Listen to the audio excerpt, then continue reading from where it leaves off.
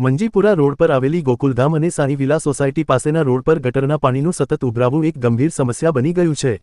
ચોમાસું હજુ શરૂ થયું નથી ત્યારે જ આ વિસ્તારના રહેવાસીઓ રોજિંદા જીવનમાં અનેક મુશ્કેલીઓનો સામનો કરી રહ્યા છે।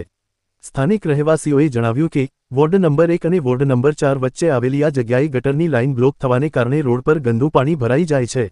આ પાણીમાંથી નીકળતી તીવ્ર વાસને કારણે સોસાયટીના લોકો માટે અવરજવર કરવું અત્યંત મુશ્કેલ બની ગયું છે।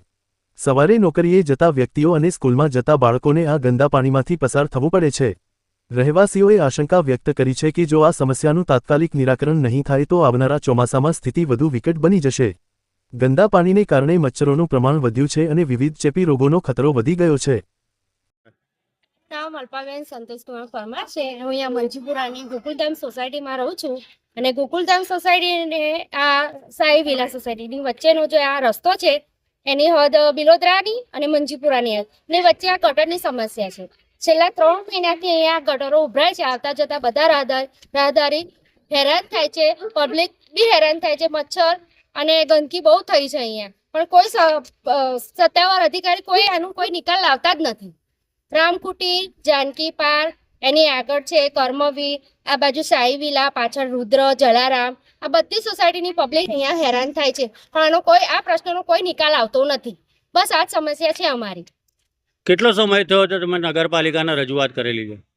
2-3 વાર કરી, 2-3 વાર એ લોકો કઈ એનો સમસ્યાનો ઉકેલ જ નથી લાવતા।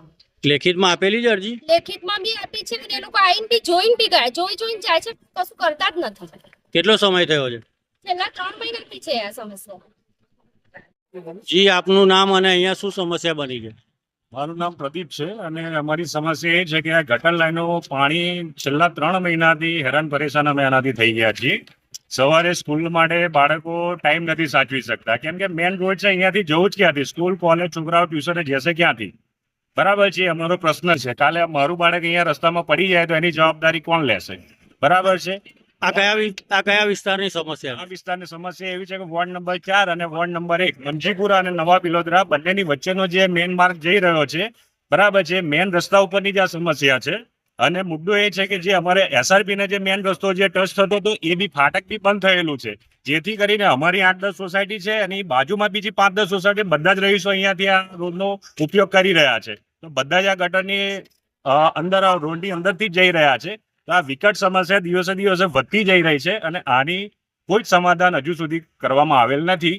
ત્યાંના મહાનગરપાલિકામાં રજૂઆત કરી, મેં ખુદ 2 વખત ઓનલાઈન અરજી કરેલી છે। ત્યાંના માણસો આવે છે, જોઈને ચેક કરીને જાય છે, પણ એનો વિકટ પ્રશ્ન દિવસે દિવસે વધતો જાય છે, પણ એનું સચોટ કોઈ સમાધાન આજ સુધી મળેલું નથી।